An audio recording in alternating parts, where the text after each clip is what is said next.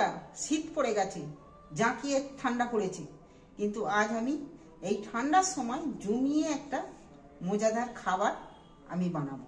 তোমাদের প্রত্যেকেরই খুব ভালো লাগবে, কিন্তু ছোট বড় প্রত্যেকের খুব মজাদার রেসিপি হবে। এখানে নিয়েছি আমি দুটো গাজরকে চেঁচে ছুলে ধুয়ে পরিষ্কার করে নিয়েছি, 4টে গাজর নিয়ে বিট নিয়েছি, 2টো আলু নিয়েছি। আমার রেসিপিটা শুরু থেকে শেষ পর্যন্ত দেখো। আমি এই রেসিপিটা কিভাবে বানাই বন্ধুরা, আমি এইটার সাহায্যে আমি চেঁচে নিচ্ছি। তোমরা পারলে চেঁচেও নিতে পারো, আবার মুঠিতেও চিড়ে চিড়ে করে মুঠিতেও কেটে নিতে পারো। দেখো এইভাবে চেঁচে আমি নিয়ে নিচ্ছি, চেঁচে নিচ্ছি সবগুলোকে। এই 3টে জিনিসকেই এইভাবেই চেঁচে নেব। গাজরটা কেটে নিয়েছি, বিটটাও কেটে নিচ্ছি। দেখো গাজর বিটটাও আমি এইভাবে ছোট ছোট সাইজের চিড়ে চিড়ে করে কেটে নিয়েছি। আমি এইভাবেই প্রত্যেকটা জিনিসকেই এইভাবেই কেটে নেব। বিট গাজর কেটে নিয়েছি, এবার আলুটাও এইভাবেই কেটে নেব। এটা যখন ঘরে বানিয়ে দিবে তখন বাচ্চা বাচ্চা ছেলেদেরও কেউ বিট গাজর খেতে চাইবে, বাচ্চারা তাদের খাওয়া হবে, কিন্তু খুবই উপকার হবে। আর তারা মুখরুচো, তাদের খুবই ভালো লাগবে। আলুটাও কেটে নিয়েছি।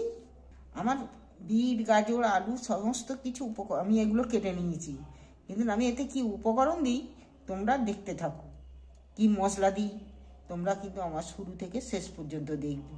তোমাদের যদি ভালো লেগে থাকে চ্যানেলটা অবশ্যই সাবস্ক্রাইবার করে দিও। আজকের রেসিপিটা করার জন্য আমি এখানে 1 চামচ ধনে, 1/2 চামচ জিরে, 1/2 চামচ গোলমরিচ আর 2টো শুকনো লঙ্কা নিয়েছি। আমি এগুলো শুকনো খোলায় একটু নাড়াচাড়া করে ভেজে নেব। আমি গ্যাস জেলে গ্যাসে কোনা বসিয়ে দিয়েছি। প্রথমেই আমি ধনেটা তুলে দিচ্ছি। একসঙ্গে সবগুলো দিলে ভালো ভাজা হবে না। এই দুটো জিনিসকে একটু আগেই নাড়াচাড়া করে ভেজে নেব। এটা আমি একটু হালকা করে ভেজে নেব, তারপর ওইগুলো দেবো। এগুলো ছোটো ছোটো জিনিস তো ঝপ করে লাল হয়ে যাবে। এইগুলো আমার ভাজা হয়ে গেছে, লঙ্কাটা লাল লাল হয়ে গেছে। এইবার আমি গোলমরিচ আর জিরে এগুলো ওর মধ্যেই তুলে দিচ্ছি। এগুলো খুব সহজেই ভাজা হয়ে যাবে, একটু লাস্টে দিচ্ছি। দেখো ভাজা হয়ে গেছে, সেন্ট উঠে গেছে ভাজার একটা। এবার আমি নামিয়ে নিচ্ছি। আবার অনেকটা ভাজা হলে পুড়ে যাবে ভেতরে। এবার আমি নামিয়ে নিচ্ছি। এই মশলা ভাজাগুলো তুমি মিক্সারে পারলেও করতে পারো, আর শিল থাকলে শিলেও তুমি পিষে নিতে পারো। তবে এগুলো গুঁড়োনোর ক্ষেত্রে খুব সহজভাবে গুঁড়োনো হয়ে যায়। আমি অল্প করে সর্ষের তেল 2 চামচের মতো দিয়ে দিচ্ছি। এখানে কিছুটা নারকেল কেটে রেখেছি ছোট ছোট করে সাইজের। দেখো এখানে ছোট ছোট করে নারকেল কেটে রেখেছি। সেই নারকেল কাটাটা আমি তেলের মধ্যে তুলে দিচ্ছি।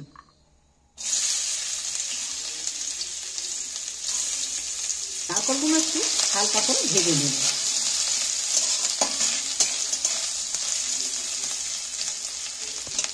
নারকেলটাও ভাজা হয়ে আসলে নারকেলটারও একটা সেন্ট উঠে গেছে। এবার সেন্টও উঠে গেছে আর লাল লাল হয়ে ভাজা হয়ে গেছে। এবার আমি তুলে নেব, একটা পানার সাহায্যে তুলে নিচ্ছি। এখানে চীনা বাদাম আমি 50 গ্রামের মতো চীনা বাদাম নিয়েছি। বাদামটা আমি তেলের মধ্যে দিয়ে দিচ্ছি। একটু আস্তে করে আঁচে ভালো করে একটু নাড়াচাড়া করে ভেজে নেব। দেখো বাদামটাও নাড়াচাড়া করে বাদামটাও আমার ভাজা হয়ে এসেছে। এর কালারটা আলাদা হয়ে গেছে। এবার আমি তুলে নিচ্ছি।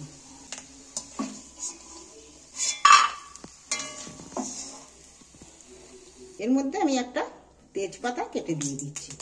2 টুকরো করে তেজপাতাটা দিয়ে দিন। 1/2 চামচের মতো 5 ফোড়ন দিয়ে দিচ্ছি। ধুয়ে নিচ্ছি, ধুয়ে কেটেছিল কিন্তু ফের আমি ধুয়ে নিচ্ছি।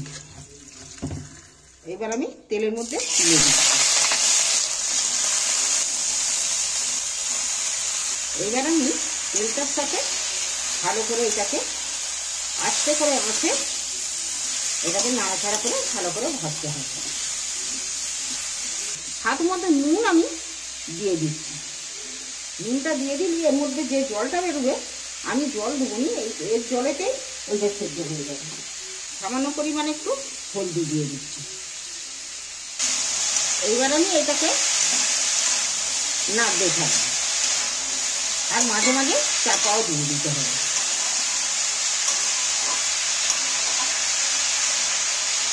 এর মধ্যে চাপা দিয়ে দিচ্ছি, চাপা দিয়ে দিয়ে আস্তে আস্তে ভাজবো।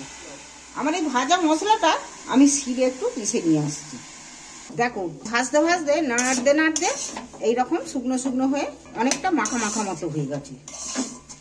আরও এখনো রস মারতে মারতে আরও ঘাটা ঘাটা হয়ে যাবে। এইবার আমি যে বাদামগুলো রেখেছি বাদামগুলো এর মধ্যে দিয়ে দিচ্ছি। ভাজা বাদামগুলো তুলে দিন। নারকলটাও যে ভেজে রেখেছি নারকল ভাজাটাও এর মধ্যে তুলে দিচ্ছি। সমস্ত উপকরণগুলো আমি ভালো করে মেখে নিচ্ছি। এবার মশলাটা যে ভাজা মশলাটা সেটাও আমি ছড়িয়ে দিচ্ছি এর মধ্যে।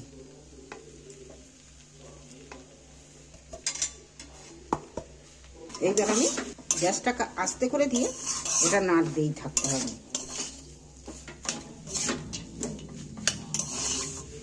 রসটাও কিন্তু মরে এসছে।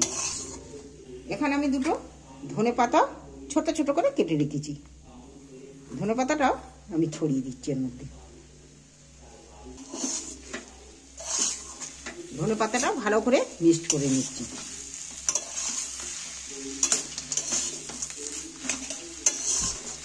তোমাদের যদি এইভাবে এই ঘরে বানিয়ে খাও এই রেসিপিটা তোমাদের কিন্তু খুব ভালো লাগবে। দারুণ যা সেন্ট ছেড়েছে না। লাস্টে আমি এখানে 1 চামচ চিনি ব্যবহার করছি, একটু ছড়িয়ে দিচ্ছি।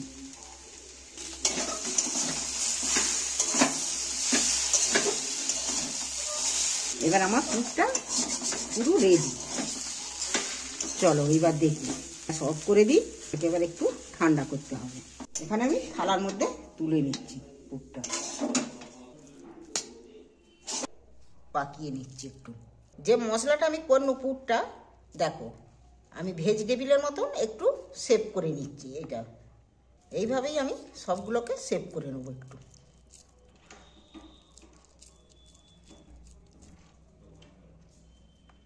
দেখো এখানে আমার পুরো ভেজিটেবিলের সাইজে এখানে পুরোটাই আমার রেডি। কর্নফ্লাওয়ার পাউডার কিছুটা নিচ্ছি, 4 চামচের মতো এখানে আমি কর্নফ্লাওয়ার পাউডার নিয়েছি। এখানে একটু জল দিয়ে এটাকে আমি ভালো করে ফেটিয়ে নেব।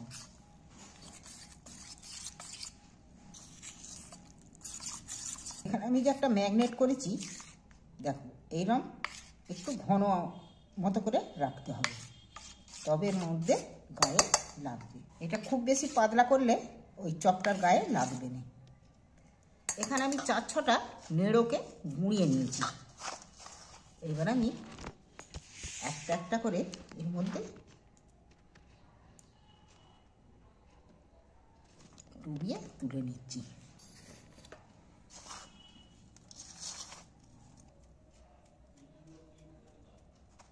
আমি এদিকে এক পাশে রেখে দিচ্ছি।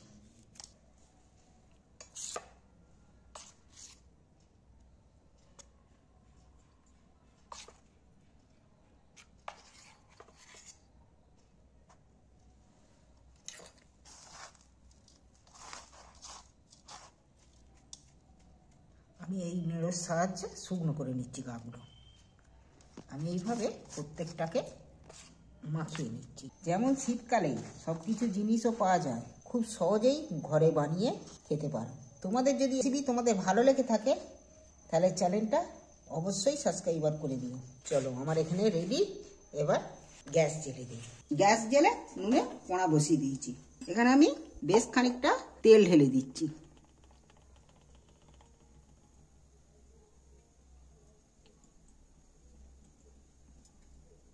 তেলটা আমার এখানে গরম হয়ে গেছে। এইবার আমি একটা একটা করে তেলের মধ্যে ছেড়ে দিচ্ছি।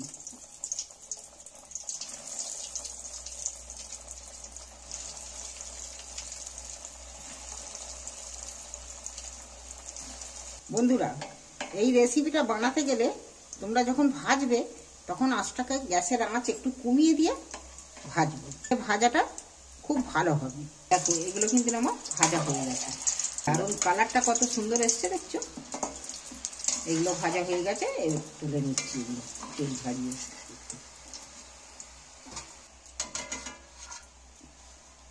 কালারটা কিন্তু দারুণ এসছে। নাও, আমার ভাজা এখানে রেডি, গরম গরম পরিবেশন করো। দেখি কি দারুণ হয়েছে। একদম দেখেছো, ধোঁয়া উঠছে গরম গরম, খুব ভালো হয়েছে। খেয়ে একটু দেখি, হেভি টেস্টি হয়েছে।